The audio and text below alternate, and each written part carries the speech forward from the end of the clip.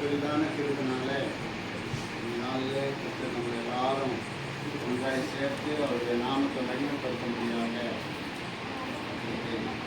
முக்கிய காரணம் என்னவென்றால் கர்த்தர் நம்மளுக்கு அருமையான ஊழியக்காரர்களுக்கு 72 வருஷமாக ஆண்டவர் கண்மணி போல அவரை பாதுகாத்து அநேகருக்கு வழிகாட்டியாக இருக்கிறார். இன்னைக்கு கருதி சொல்றாரு, ஒருவர் எனக்கு சொல்லாவிட்டால் எனக்கு எப்படி தெரியும் அப்படின்னு சொல்லி உண்மையாகவே என் வாழ்க்கையில் நான் என்ன சொல்லணும் அப்படின்னா, நான் கூட இந்த புத்தகத்துக்கு வந்து அவர் மூலியமாக ரட்சிக்கப்படுறேன்னாக்கா என் குடும்பம் எந்த மாதிரி இருக்குமோ, என் பிள்ளைங்க எந்த மாதிரி இருப்பாங்களோ நான் நினச்சி கூட பார்க்க முடியாது. முக்கால்வாசி தான் நான் ரட்சிக்கப்பட்டு எனக்கு ஆசீர்வாதமாக இருக்கும். கர்த்தர் 72 ஆண்டுகளாக கண்மணி போல பாதுகாத்தார்.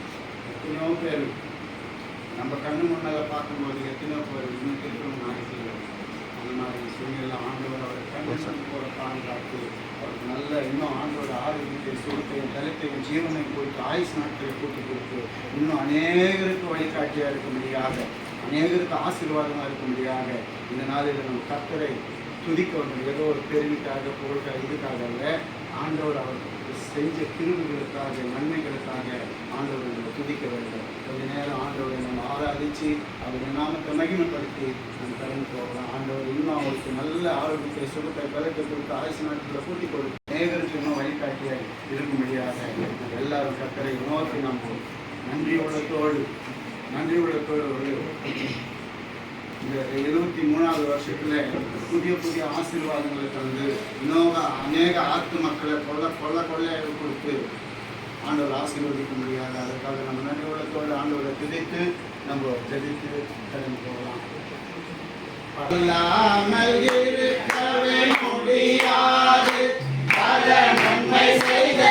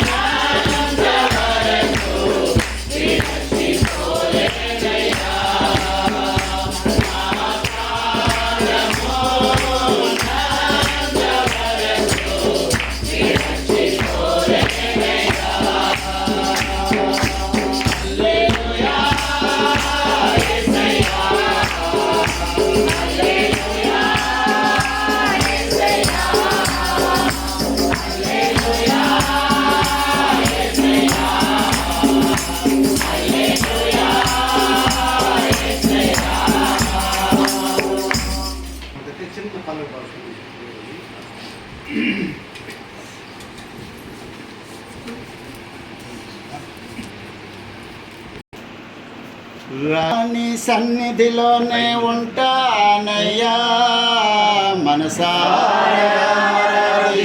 బ్రతికేస్తానయ్యా.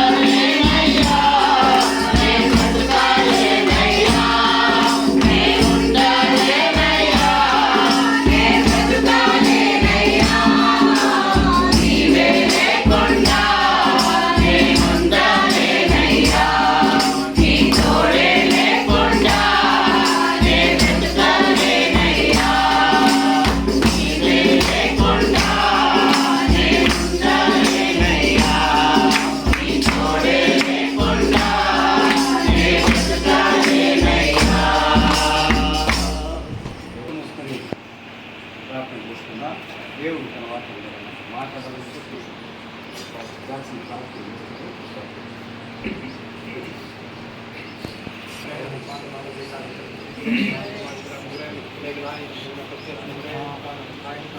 Amen. Hallelujah.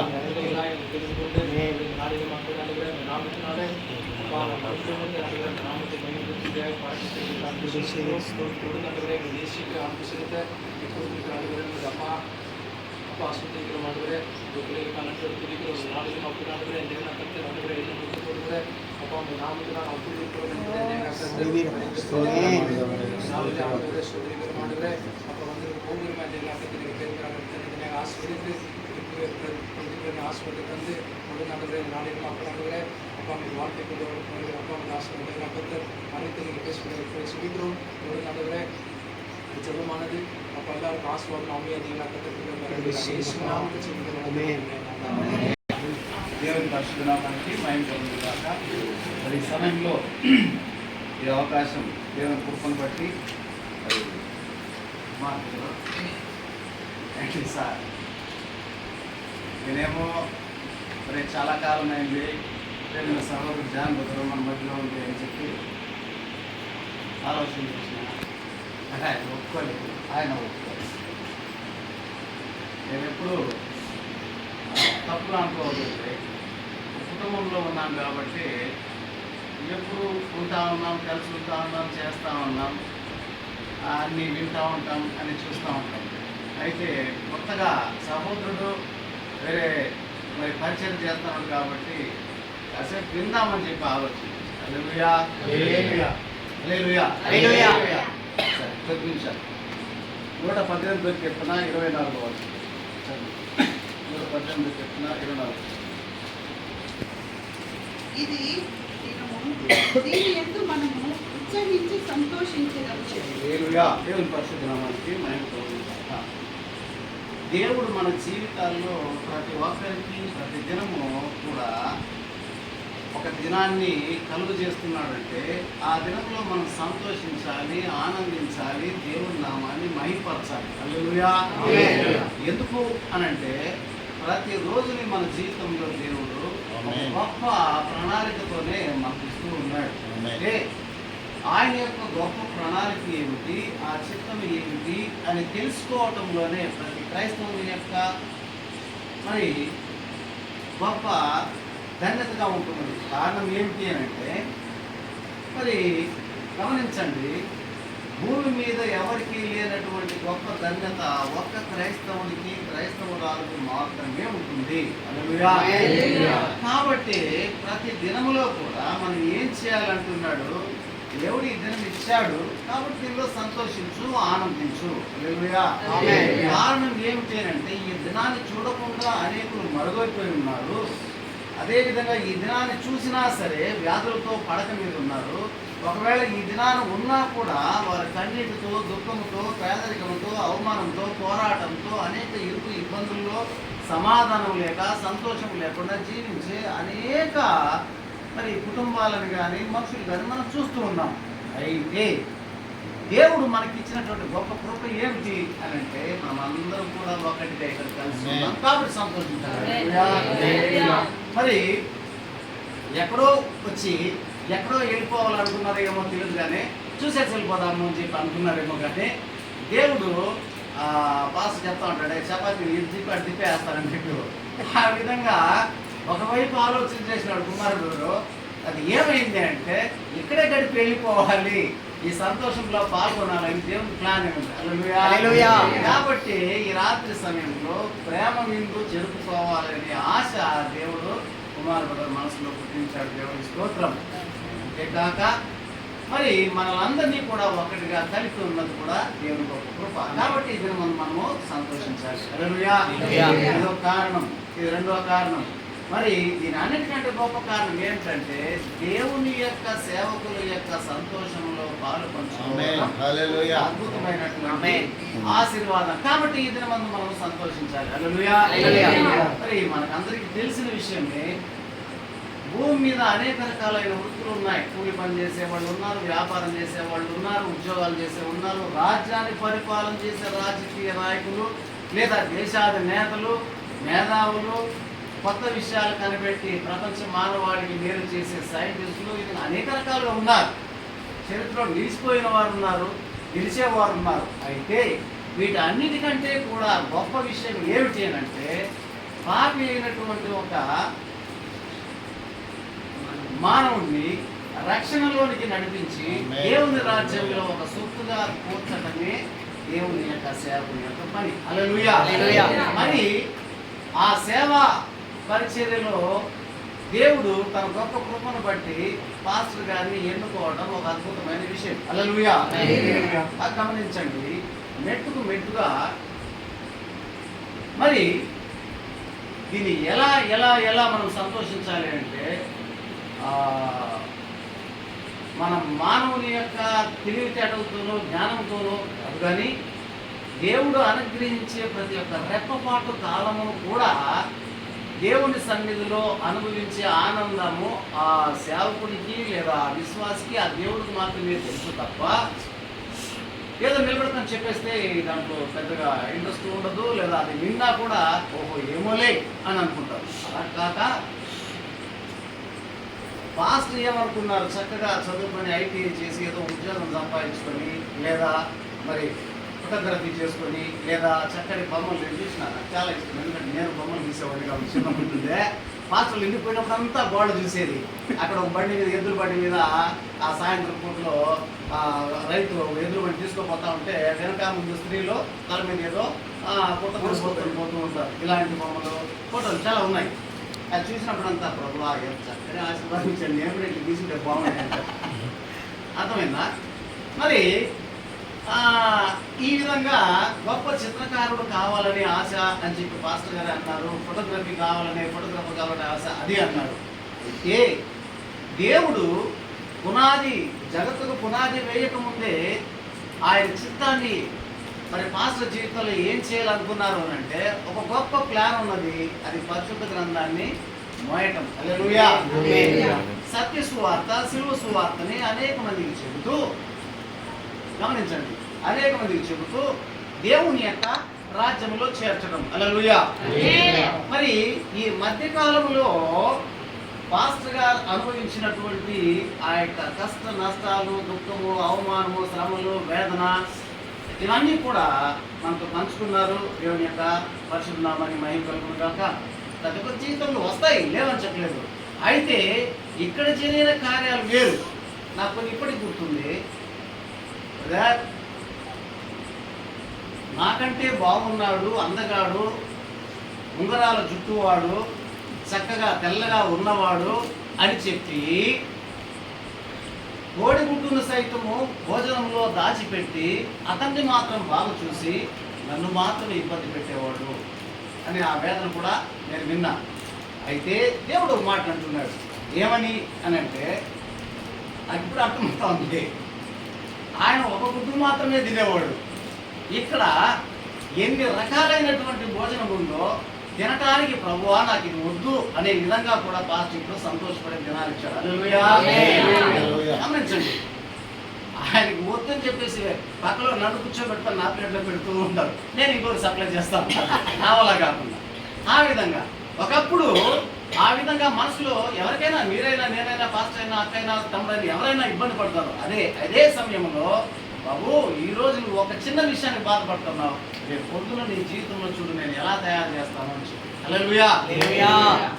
ఈ రీతిగా దేవుడు యాకోబుకు పుట్టినటువంటి 12 గోత్రాల వాళ్ళల్లో మరి 12 గోత్రాల వాళ్ళకి స్వాస్థ్యాన్ని ఇవ్వాలని చెప్పి దేవుని యొక్క ప్రణాళికలో ఆ 12 గోత్రాల వాళ్ళకి పంచి పెట్టేదానికి ప్రామిస్ చేసిన ల్యాండ్ని తీసుకుపోయేదానికి ముందు యోర్దాను నదికి యువతల యాజరు అనే ప్రాంతంలో రూబేనీయులకి, గాదీయులకి కొద్దిగా అయ్యా మాకంతా పశువులు, గొర్రెలు, మేకలు ఎక్కువగా ఉన్నాయి, మేము ఇక్కడే ఆగిపోతాము, మీరు మాత్రం అక్కడ పోయి తీసుకోండి, మాకు షేర్ వద్దులేని అంటారు. అయితే మోషే ఒక మాట అంటాడు. ఏమనంటే, బాబు నువ్వేమన్నా మాట అనేస్తా ఉన్నావు ఈ దినము, రేపు పొద్దున్న మీ సహోదరుడు యుద్ధానికి వెళ్ళిన తర్వాత ఎంతమంది చేస్తారో ఏమో తెలియదు, కానీ ఒకే తల్లి పుట్టినటువంటి వాళ్ళు కదా. గమనించండి, ఈ అట్లా కాకుండా ఒక కుటుంబంలో పుట్టినటువంటి వాళ్ళ యొక్క ప్రేమ, ఆప్యాయత, ఆ బంధం అనేది ఎంత గొప్పది. మరి మీరు వెళ్తా ఉన్నారు కదా, మీ సహోదరులు అక్కడ యుద్ధానికి వెళ్తూ ఉంటే మీరు ఇక్కడ కూర్చోవచ్చా? హల్లెలూయా. గమనించారా? మీ తోడ పుట్టిన వారు, మీ రక్తాన్ని పంచుకు పుట్టిన వారు, ఒకే జిరాక్స్ మిషన్లో వచ్చినటువంటి జిరాక్స్ మిషన్లో ఆ ఫోటోలు మీరు. కాబట్టి వాళ్ళు మాత్రం అక్కడ యుద్ధంలో రేపు కాలిపోతుందో, తలపోతుందో, చేయబోతుందో, ప్రాణమో ఎంతమంది చనిపోతుందో తెలియదు. వాళ్ళని మీరేమో చక్కగా భార్య పిల్లలతో సొత్తుతో అంతా జాలిగా గడిపేద్దామంటారు యువతానికి యువతల. వాళ్ళు అక్కడ బాధపడితే పొద్దున్న చెప్పాలి వాళ్ళు. హల్లెలూయా. అప్పుడు వాళ్ళు ప్రామిస్ చేస్తారు, అయ్యయ్యో మేము అలాంటి వాళ్ళం కాదు, నా సహోదరులు స్వాస్థ్యము పొందేంత వరకు కూడా మేము మా భార్య పిల్లలు వాళ్ళతో యుద్ధం చేసి మళ్ళీ మాత్రమే తిరిగి వస్తాం. ఇది ప్రామిస్. అప్పుడు ఆయన ఏమంటాడంటే, ఒకవేళ మీరు ఈ మాట నిలబెట్టుకోకపోతే మీ పాపం మిమ్మల్ని పట్టుకోకూడదు. హల్లెలూయా. అయితే దేవుడు తన యొక్క జీవితంలో ఉద్యోగాలు చేస్తూ, చిన్నపాటి ఉద్యోగం చేస్తూ ఇలా వస్తూ ఉంటే కూడా కనీసం ఆ మాత్రం కూడా సహాయం దొరకనటువంటి రోజులు పాస్టర్ గారికి ఉండేది. వాడబుట్టిన వారు చాలా మంది ఉన్నారు. అయితే మరి వాళ్ళంతా పెద్ద పెద్ద ఉద్యోగాలు, లేకపోతే ఇంకో సంపాదించుకునే మిద్దులు, మేడలు, సొత్తు, సుఖము, బంగారు ఏదేదో ఉన్నాయి. చాలా విషయాలు నాతో పంచుకున్నారు కానీ పాస్టర్, కానీ నేను అది చెప్పలేను. కానీ అయితే ఆ బాధ అనేది ఎంత ఉంటుందంటే, నేను ఒక సేవకుడిగా మిగిలిపోయినానని చెప్పేసి నన్ను వాళ్ళు చిన్న చూపు చూసేవాళ్ళుగా ఉన్నారు. బాధపడి అదే బాధపడినటువంటి వారు, ఇబ్బంది పడినటువంటి వారు ఇదే సేవకుని తీసి నెత్తి మీద పెట్టుకునేటట్టు దేవుడు చేశాడు. జ్ఞానుల్ని సిగ్గుపరచడానికి శ్రీవారిని, బలవంతుల్ని సిగ్గుపరచడానికి బలహీనుల్ని ఎన్నుకున్నటువంటి దేవుడు. హల్లెలూయా. కారణం ఏమిటంటే పాస్టర్ గారు 7 నెలల్లో పుట్టినవారు. హల్లెలూయా. మరి దేవుడు ఎలా తోసివేయబడినటువంటి ఆ రాయిని మూలకో చేశాడు. హల్లెలూయా. అదేవిధంగా మోషే భక్తుడు యాకోబు పుట్టినటువంటి వాళ్ళలో 3వ కుమారుడైనటువంటి లేవి. ఈ లేవి గోత్రము దేవుడు ఎందుకు ఏర్పాటు చేసుకున్నాడో మనకందరికీ తెలుసు. దేవుని యొక్క సేవ చేయడానికి, యాచక ధర్మాన్ని ఆచరించడానికి లేవి గోత్రాన్ని మాత్రం పక్కన పెట్టే మిగతా వాళ్ళందరికీ కూడా అన్ని షేర్లు ఇచ్చేశారు.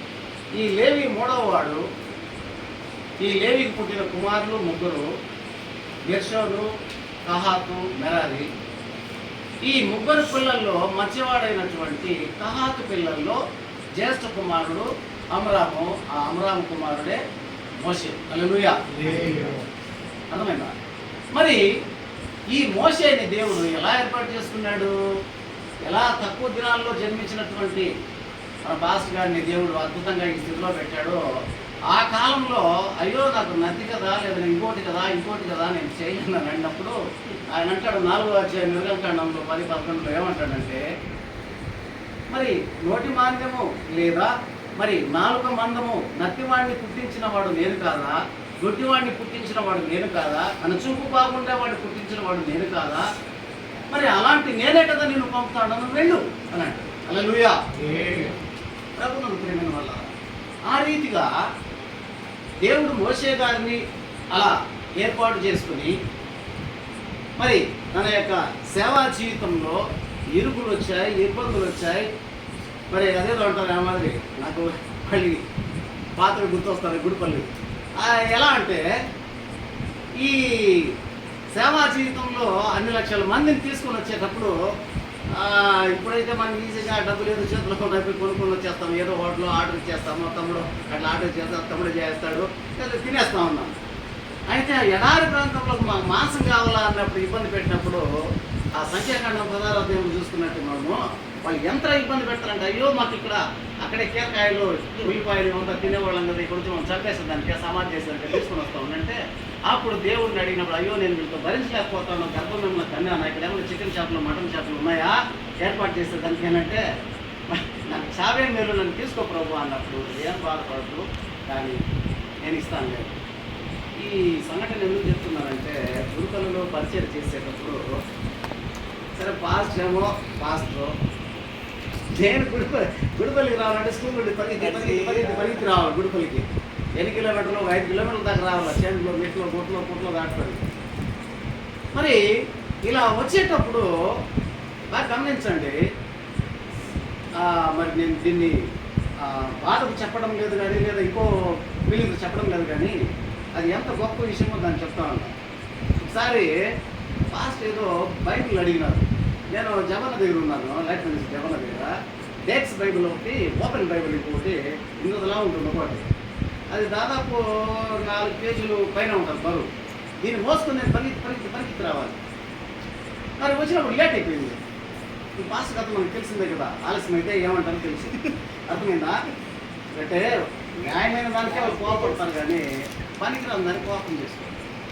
సరే ఏదో మాట్లాడినా నాకేమనిపించిందంటే మీరు మాట్లాడారు చక్కగా ఉద్యోగం చేసుకున్నప్పుడు అనుకున్నా, మరి ఇంత మోసుకొని వస్తేనే 5 కిలోమీటర్ల దూరం మోసుకొని వచ్చానే ఇంత మాట అనేసినాడు ఈయన. నన్ను తిట్టాడే, మా నాయన దగ్గరే నేను తిట్టు తెచ్చలేదే అని చెప్పేసి చాలా బాధపడినా. లేదు మీరు నవ్వుతూ ఉన్నారు. మళ్ళీ నేను రిటర్న్ పోయాడు, ఇంకో 5 కిలోమీటర్లు నడవాలా. ఇప్పుడు గుంటూరులో ఆ చెట్టు చూసుకొని మళ్ళీ 5 కిలోమీటర్లు నడవాలా. కరెక్ట్గా ఇస్లాంపల్లి కాలువ దగ్గర పోతా ఉన్నా, ఆలోచిస్తూ ఉన్నా, ఎందుకు ఈ విధంగా నేను బాధపడాలా అని చెప్పేసి. మళ్ళీ దేవుడు మాట కీర్తనలో ఒక మాట అంటారు, ఏమని, అభిషిక్తుని యొక్క గద్దింపు అది తైలాభిషేకంతో కూడుకున్నటువంటి ఆశీర్వాదం. ఎందుకంటే సాధారణ కొన్ని ఆలోచనలు ఇస్తాడు. ఏమని, మనం భయపడో లేదా బాధపడో ఆ సావాసం నుండి కట్ అయిపోవడానికో లేదా ఆ సంఘం నుండి బయట వెళ్ళిపోవడానికో ఇలాంటి ఛాన్సెస్ వస్తాయి. అయితే ఇది సరైనటువంటి ఆలోచన విధానమా కాదా అని చెప్పి దేవుడు చక్కగా నడిపిస్తాడు. హల్లెలూయా. గమనించారా? ఆ రీతిగా దేవుడు ఈ 12 గోత్రాల వాళ్ళకి చక్కగా కొన్ని కిలోమీటర్లు ఉంటాయి వాళ్ళకి ఆస్తులు. ఆ సముద్రం నుండి ఆ సముద్రం వరకు, ఆ నది నుండి ఆ నది వరకు. అయితే ఈ లేవీయులు మాత్రమే దేవుడు తన యొక్క సేవ నిమిత్తం తీసుకున్నాడు. అయితే సేవా జీవితం సాధారణమైనది కాదు. మీకు తెలుసో తెలియదో కొంతమంది ఒకవేళ చదువుకొని ఉండొచ్చు. బైబిల్లో మీరు చదువుకున్నట్టయితే దేవుని యొక్క సేవకులు కానీ లేదా ముఖ్యంగా ప్రవక్తలు కానీ వాళ్ళ జీవితం ఎంత భయంకరంగా ఉంటుందంటే ఏమి చెప్తే అది చేయాలి, మళ్ళీ మాట్లాడడానికి అవకాశం లేదు. అర్థమైందా? మరి అంత గొప్ప ఘనమైనటువంటి పరిచర్య నిమిత్తం దేవుడు ఏర్పాటు చేసుకుని తన యొక్క జీవితంలో అనేక కష్ట నష్టాలు, అవమానాలు, దుఃఖాలు భరించినా కూడా ఇవన్నీ కూడా దాటుకొని విజయ మార్గములో నడిపిస్తూ వస్తున్నటువంటి యేసుక్రీస్తు ప్రభువు మాత్రమే. హల్లెలూయా. ఇప్పుడు తక్కువ, ఒక 3 ఏళ్ళు 4 ఏళ్ళు ఉండేది మనం చేయటం లేదు. అంతకుముందు మా పని ఏంటి అంటే, తమ్ముడు డ్రాఫ్ట్ తయారు చేయటం, దానికి పోయి కలర్ జెరాక్స్ తీసుకురావటం, ఇన్విటేషన్ తయారు చేయటం, ఒక్కొక్క కబుర్లు పెట్టడం, కుప్పంలో ఎంతమంది పాస్టర్లు ఉన్నారు లిస్ట్ అవుట్ చేయటం, ప్రతి ఒక్క పాస్టర్ దగ్గరికి పోయి ఇంటింటికి పోయి డోర్ డెలివరీ, అయ్యగారు రండి, అయ్యగారు రండి, అయ్యగారు రండి. ఒకరు ఇద్దరు అది ఇప్పుడు తలుచుకుంటే నవ్వు వస్తుంది. మరి గమనించండి, మన సేవకుడు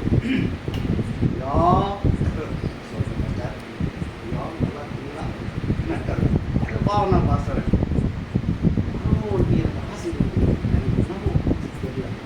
నేను విని నాకు ఏమైపోయిందంటే, పాస్టర్ కూడా అన్నా సార్ ప్రతిసారి ఇట్లే అంటారు, సరిగ్గా రాదు అని అంటే, ఏదో మనం చేసే పని మనం చేద్దాం, వాళ్ళు దేవుడు లెక్క చెప్పుకుంటాను. మళ్ళీ నేను ఈ ఇబ్బంది పడి ఒకసారి ఏమనేసానంటే ఆయనతో, అయ్యా ఈ పని ఉంది ఆ పని ఉంది అన్నారు. అప్పుడు నేను ఒకే మాట అన్నాను, ప్రార్థన చేయండి, దేవుడు మిమ్మల్ని రమ్మంటే రండి, లేకపోతే ఆగండి. హల్లెలూయా. కాబట్టి సేవకులతో పోరాటం ఒకవైపు, మనమేమో మా సంతోషంలో మీరు పాలు పంచుకోండి. ఎవరో తప్పిపోయిన గొర్రె ఏ విధంగా అయితే 100 గొర్రెలు ఉన్నప్పుడు, అయ్యా నాకు దొరికింది, సంతోషంగా ఇంటికి రండి, ఆనందంగా 10 నాణ్యాలు రండమ్మా అని చెప్పి సంతోషపడతానులే.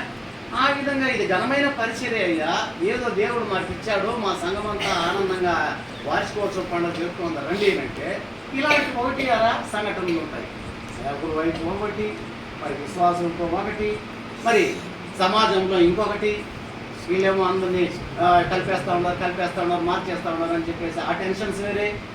మరి ఇలా రకరకాలైనటువంటి అనుభవాలతో ఈ సేవా జీవితాన్ని ముందుకు తీసుకుపోవటంలో ప్రతి ఒక్క సేవకులు పడేటటువంటి బాధ, శ్రమలు, దుఃఖము, వేదన, పోరాటం చాలా ఒకే ఒక మాట చెప్పి తీసుకున్నాం.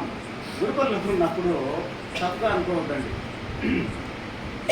ఏమి ఊడ్చి చేపలేస్తే వచ్చి కూర్చునేవాడు విశ్వాసం. హల్లెలూయా. ఎవరో నేనైనా సరే, పాస్ట్ అయినా సరే, నేను ముందు చర్చ్ ఓపెన్ చేసి పాస్టర్ డ్యూటీ ఎట్లా వచ్చేస్తారు, నేను స్కూల్ నుండి వచ్చేస్తాను, చీపులు పట్టుకొని ఊడ్చి శుభ్రం చేసి వస్తే చక్కగా వస్తారు, మహారాణి మహారాజా లాగా వస్తారు, కూర్చుంటారు.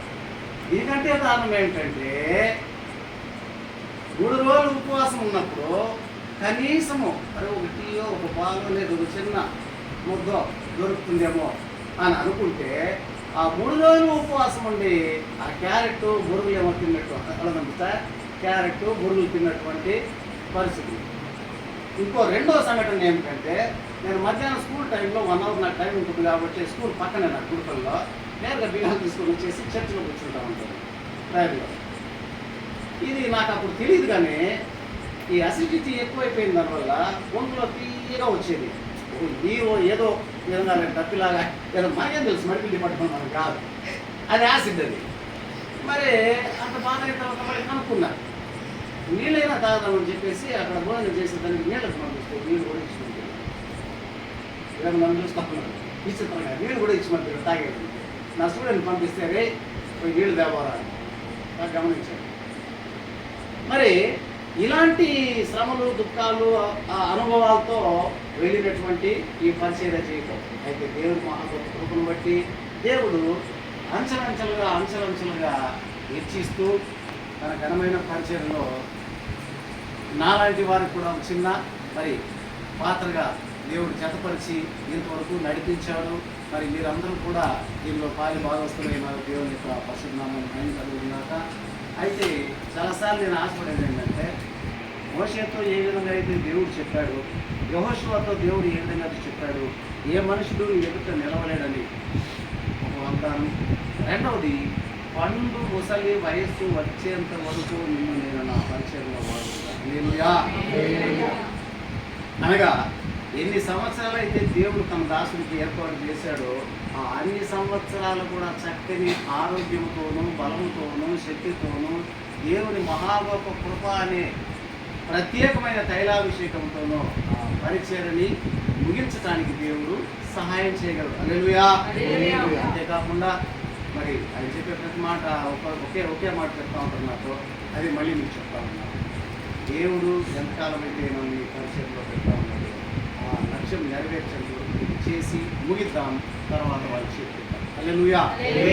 దేవుడు తన గొప్ప కృపను బట్టి కనికరాన్ని బట్టి ఈ దినం ఈ గొప్ప సంతోషంలో మనందరినీ పంచుకోవటానికి మరి కారణం అనేక మంది అయినప్పటికీ అయితే ఇది కూడా రాష్ట్ర వాళ్ళ ఇంట్లో వచ్చి ఈ సంతోషం గడపడానికి చూపెట్టాడు. కాబట్టి ఇది మనకందరికీ కూడా సంతోషమైన దినం, ఆనందమైన దినం.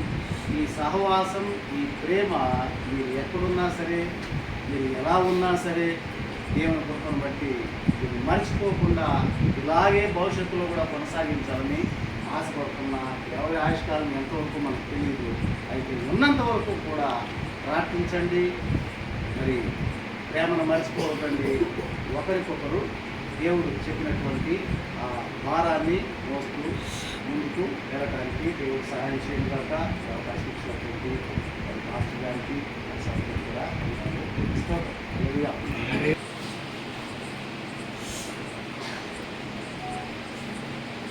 ఐస్ క్రీమ్ మీద పచ్చిమిరపకాయ వస్తుందా?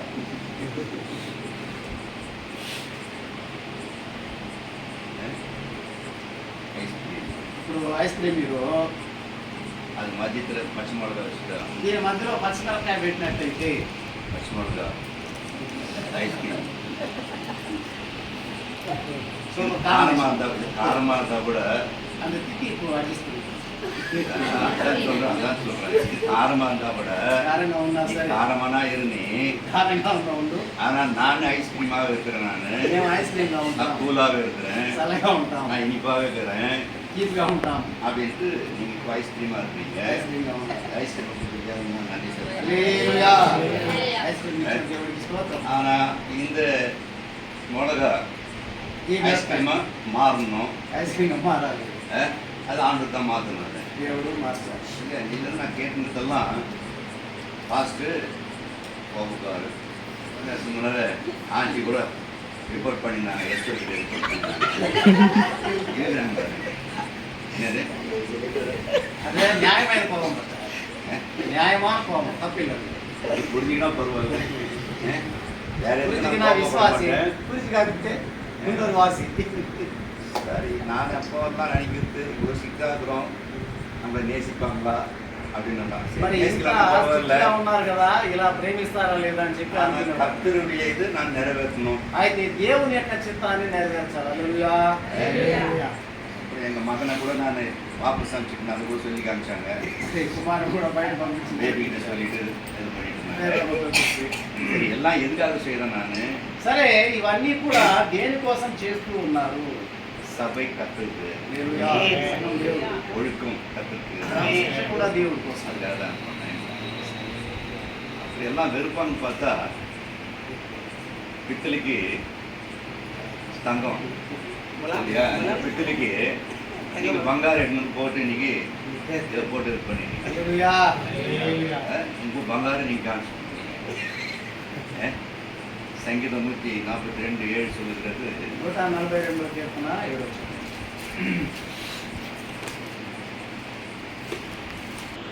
உமது நாமத்தை நான் துதிக்கும்படி என் ஆத்துமாவை காவலுக்கு நீக்கலாக்கிவிடும். எனக்கு நீர் தயவு செய்யும் போது நீதிமான்கள் என்னை சூழ்ந்து கொள்வார்கள். హల్లెలూయా. ఈ కర్తరు దయவு చేయదునాల దేవుడు ఈ దినం దయ చూపెట్టాడు కాబట్టి நீதிமான் சொல்றாரு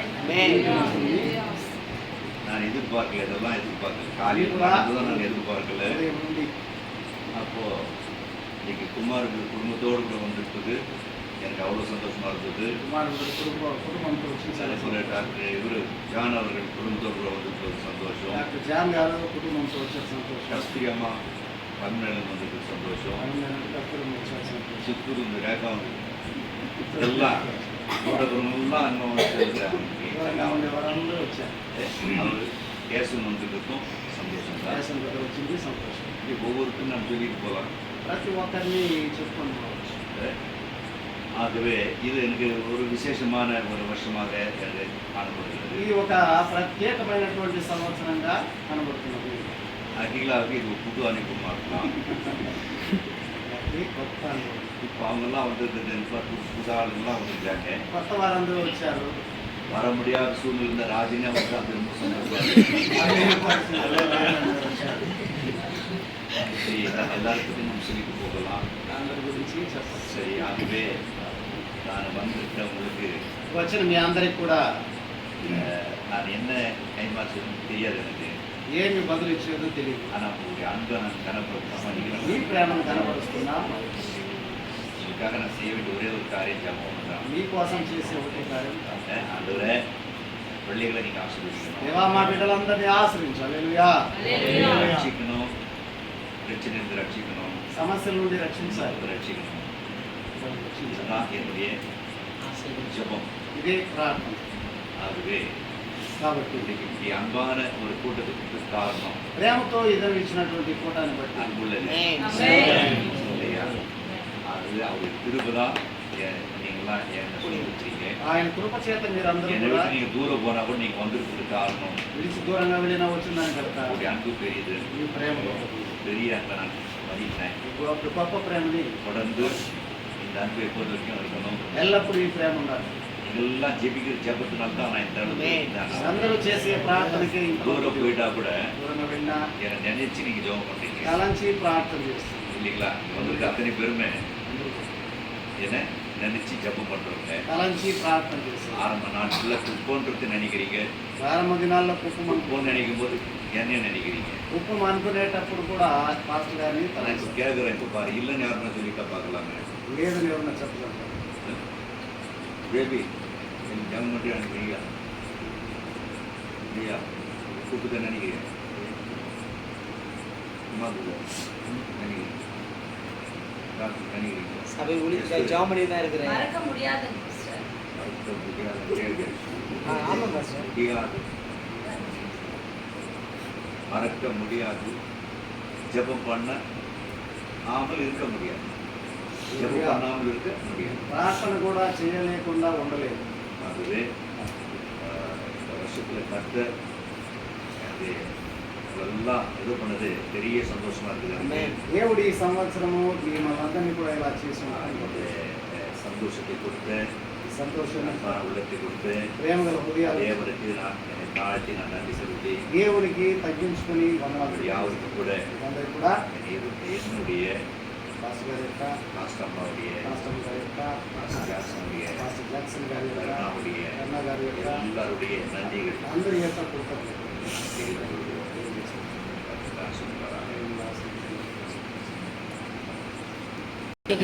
మరి ఎక్కువగా ఆశీర్వదించి 50 దినాల్లో దేవుడు మంచి ఆరోగ్యాన్ని సుఖాన్ని బలాన్ని ఇచ్చి పరిచర్య ఇంకా ఘనంగా వాడుకోవాలని చెప్పి మనమందరూ అందరూ మన చేతుల్లో వాళ్ళ వైపు నుంచి డాక్టర్ గారు ప్రార్థన చేస్తారు. பரிசுத்தமும் இரக்கமும் கிருபையும் அதிக நிறைந்த நல்ல ஆண்டவரே, இந்த இரவு வேளைக்காக நன்றியோடு நாங்கள் துதிக்கிறோம், ஸ்தோத்திரிக்கிறோம்ப்பா. இது எங்களால் உண்டானது அல்ல, இது உமால் உண்டாயிற்று என்று நாங்கள் விசுவாசிக்கிறோம் ஆண்டவரே. ஆண்டவரே, நாங்கள் மனதிலே யோசிக்கவும் கிடையாது. ஆனாலும் இந்த ஒரு காரியத்தை என் தகப்பன் ஆண்டவரை நீங்கள் ஏற்படுத்தி கொடுத்த உமது கிருபைகளுக்காக நாங்கள் நன்றி சொல்கிறோம், ஸ்தோத்திரிக்கிறோம்ப்பா. ஒரு நல்ல ஊழியக்காரர் எங்களுக்கு கொடுத்தீர் என்ற அனுக்கிறோம் ஐயா. ஆமாண்டவரே, இந்த ஊழியக்காரர் சொல்லுகிற ஒவ்வொரு வார்த்தையும் எங்கள் வாழ்க்கையில் நிறைவேறி இருக்கிறது ஆண்டவரே. ஆமாண்டவரே, இந்த அருமையான ஊழியக்காரரை இந்த நாளிலே நாங்கள் ஆண்டவரே அவருக்காக நாங்கள் செபிப்பது ஆண்டவரே எங்களுக்கு ஆண்டவரை நீங்கள் கொடுத்த கிருபை என்று நினைக்கிறோம் ஐயா, ஸ்தோத்திரிக்கிறோம் அப்பா. நாங்கள் ஆண்டவரை அனைவரும் கூடி ஆண்டவரே ஊழியக்காரரை நாங்கள் வாழ்த்தி செபிக்கிறோம் ஆண்டவரே. இன்னும் பல ஆண்டவரை ஆண்டுகள் ஆண்டவரை அவரை உயிரோடு வைத்து ஆண்டவரே ஆண்டவரே உடைய ஊழியத்தை ஆண்டவரே நீர் நிறைவேற்றும்படி நாங்கள் செபிக்கிறோம் ஆண்டவரே. உன் திட்டத்தை நிறைவேற்றும்படியாக நாங்கள் செபிக்கிறோம்ப்பா ஆண்டவரே. நீங்க அப்படி செய்யணும் ஆண்டவரே. ஆண்டவரே நாங்கள் வாஞ்சிக்கிறையா, ஸ்தோத்திரிக்கிறோம்ப்பா. பல ஆண்டவரை பிறந்த நாட்களை அவர் கொண்டாட வேண்டும், அதை நாங்கள் பார்க்க வேண்டும் என்று ஆசைப்படுகிற ஆண்டவரே. தகப்பன் அதை நிறைவேற்றுகிறார்கள், ஸ்தோத்திரம் ஆண்டவரே, ஸ்தோத்திரம். இன்னும் ஊழிய திட்டத்திலே ஆண்டவரே பலத்த காரியங்களை ஆண்டவரே ஊழியக்காரர் வல்லமையாய் எடுத்து நீங்க பயன்படுத்த வேண்டும் என்று நாங்கள் செபிக்கிறோம் ஆண்டவரே, ஸ்தோத்திரையா. நீர் அக்கினி சுவாலை போன்று பயன்படுத்தும்படியாக செபிக்கிறோம் ஆண்டவரே, ஸ்தோத்திரையா. அப்பா நன்றியோடு துதிக்கிறோம், ஸ்தோத்திரிக்கிறோம் ஆண்டவரே. ஆமாண்டவரே, ஸ்தோத்திரையா. பாஸ்டம்மாவுக்காக நன்றி செலுத்துகிறோம், ஸ்தோத்திரம் ஆண்டவரே. பாஸ்டம்மாவுக்கு ஆண்டவரே நல்ல இன்னும் ஆரோக்கியத்தையும் ஆண்டவரே பலத்தையும் கொடுக்கும்படியாக நாங்கள் செபிக்கிறோம் ஆண்டவரே, ஸ்தோத்திரிக்கிறோம்ப்பா. அவர் சரீரங்களில் காணப்படுகிற எல்லா பலவீனங்களும் இயேசுவின் நாமத்திலே விடுதலையாகி ஆண்டவரே அவர் சுகம் பெற்று வாழ உதவி செய்யும்படியாக செபிக்கிறோம்ப்பா ஆண்டவரே. எங்க ஊழியக்காரருக்கு ஆண்டவரே அநேகமாய் ஆண்டவரே துணையாக ஆண்டவரை கொடுத்திரே நன்றி செலுத்துகிறோம் ஆண்டவரே. அப்பா இவர்களை பார்த்து ஆண்டவரே நாங்கள் எத்தனையோ காரியங்களை கற்றுக்கொண்ட விஷயங்கள் அநேகம் ஆண்டவரே, ஸ்தோத்திரம்ப்பா. இந்த ஊழியக்காரரையும் இந்த ஊழியக்காரருடைய மனைவியும் பார்த்து என்னுடைய ஜீவங்களை மாற்றிக்கொண்ட காரியம் அநேகம் உண்டு ஆண்டவரே, ஸ்தோத்திரம்ப்பா. எங்களுக்கு முன்மாதிரியான பாத்திரமாய் உங்களை வைத்திரையா, ஸ்தோத்திரம் ஆண்டவரே. இந்த குடும்பத்தை முன்மாதிரியான குடும்பமாய் எங்களுக்கு வைத்திரையா, ஸ்தோத்திரம் ஆண்டவரே. இவர்கள் மூலம் சீர்பட்டது நாங்கள் அதிகம் ஆண்டவரே, ஸ்தோத்திரம்ப்பா.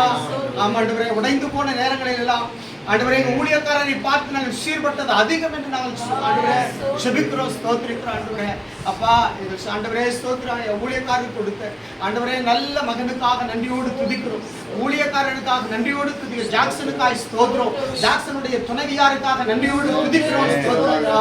ஆமா ஆண்டவரே, ஸ்தோத்திரையா. ஆண்டவரே எங்க ஊழியக்காரருக்கு அருமையாய் ஆண்டவரே அவருடைய மகனை ஆண்டவரே ஸ்தோத்திரம் ஊழிய திட்டத்திலே கொண்டு வந்து நிறுத்தினபடியினாலே நாங்கள் நன்றியோடு துதிக்கிறோம் ஆண்டவரே. இன்னும் அவரை கொண்டு பலத்த காரியங்களை செய்யும்படியாக நாங்கள் செபிக்கிறோம்ப்பா. இன்னும் வல்லமையுள்ள காரியங்களை ஆண்டவரே ஜாக்சனோடு கூட இருந்து ஊழியக்காரனோடு இருந்து நீங்க செய்ய வேண்டும் என்று நாங்கள் செபிக்கிறோம், ஸ்தோத்திரம்ப்பா ஆண்டவரே. மலை மேல் இருக்கிற பட்டணம் மறைந்திருக்க மாட்டாது என்று சொன்ன வார்த்தையின்படி ஆண்டவரே அப்பா இந்த கூப்பம் பட்டணத்திற்கு ஆண்டவரே மலை மேல் இருக்கிற பட்டணம் போல் ஆண்டவரே இந்த குடும்பத்தை நிலை நிறுத்துகிறாங்க, நிலை நிறுத்துவேன் ஆண்டவரே, ஸ்தோத்திரையா. ஆண்டவரே ஆரம்பம் அற்பமானால் அது முடிவு சம்பூர்ணமாக இருக்கும் என்று சொல்ல வார்த்தையின்படி ஆரம்ப நாட்களில் இந்த ஊழியம் எப்படி இருந்தது எங்களுக்கு தெரியும்ப்பா. என் தகப்பன் ஆண்டவரே இம்மட்டும் நிறைவேற்றி நடத்தினது உங்க கிருபாப்பா. இனியும் வல்லமையான காரியங்களை நாங்க பார்க்கிறோம். இந்த குப்பத்தை கலக்குகிற ஒரு கூட்டமாக இந்த சபை உருவாகும்படியாக சொல்லுகிறப்பா. எடுப்புதலுக்கு ஆண்டவரே முன்னோட்டமான ஒரு சபையா இதை மாற்றும்படியா நாங்கள் சொல்லுகிறோம்ப்பா ஆண்டவரே. அப்படியா நீங்க செய்து நடத்துகிற கிருபைக்காக நன்றி ஆண்டவரே. எங்க ஊழியக்காரருக்கு அதை செபிக்க ஆண்டவரே எங்களை வைத்துக்களை அதற்காக நாங்கள் நன்றியோடு துதிக்கிறோம், ஸ்தோத்திரம். நாமத்திலே எங்க பாஸ்டர் வாழ்த்துகிறோம் ஆண்டவரே, வாழ்த்துகிறோம் ஆண்டவரே, ஸ்தோத்திரம். அப்பா காயுக்கு ஆண்டவரே ஸ்தோத்திரம் ஐயா. எழுதும்போது சொன்னாரையா, என் ஆத்துமா வாழ்கிறது போல நீ எல்லாவற்றிலும் வாழ்ந்து சுகித்திருப்பா என்று சொன்னாரே, அதே வார்த்தையை கொண்டு நாங்கள் செபிக்கிறோம் ஆண்டவரே. அப்பா எங்கள் ஆத்துமா நடிபுறுகிறபடியா அது நன்றியோடு துதிக்கிறோம். ஸ்தோத்திரம் அன்பின் கருத்துல ஒப்பு கொடுக்கிறாங்க. அப்பா இந்த நாளிலும் ஆண்டவரை கூடி வந்த ஒவ்வொரு விசுவாச குடும்பங்களுக்காக நான் நன்றியோடு துதிக்கிறப்பா. ஒவ்வொரு விசுவாச குடும்பங்களை ஆண்டவரே அப்பா நீங்கள் ஆசீர்வதிக்கும்படியாய் நாங்கள் செபிக்கிறோம் ஆண்டவரே. ஸ்தோத்திரம் ஆண்டவரே. ஒவ்வொருவரின் பேராக ஆண்டவரை ஆசீர்வதித்து நடத்துங்க ஆண்டவரே. ஆண்டவரே ஸ்தோத்திரம் ஆண்டவரே. இது கர்த்தர் உண்டு பண்ணின நாள், இதிலே மகிழ்ந்து கழிவுற கடவோம் என்று ஆண்டவரே ஸ்தோத்திரம் ஊழியக்காரமோடு நீ வெளிப்பட்ட வார்த்தைக்காய் ஸ்தோத்திரையா. ஆமாண்டவரே ஸ்தோத்திரையா. அப்பா உமக்கு நன்றி சொல்லுகிறேன் ஆண்டவரே. ஜெபத்தை கேட்டவரேமை ஸ்தோத்திரம் ஆண்டவரே. எங்க ஊழியக்காரருக்கு இன்னும் ஆயுஷ் நாட்களையும் ஆண்டவரை பலத்தையும் நீடிய ஆயுளும் தந்து உங்க திட்டத்தை நிறைவேற்றி முடிக்கும்படியாக நாங்கள் செபிக்கிறோம். உங்களுடைய அன்பின் கரத்தில் ஒப்பு கொடுக்கிறோம். ஆசீர்வதிங்க. இயேசுவின் நாமத்தில் செபிக்கிறோம் எங்க நல்ல பிதாவே. ஆமென்.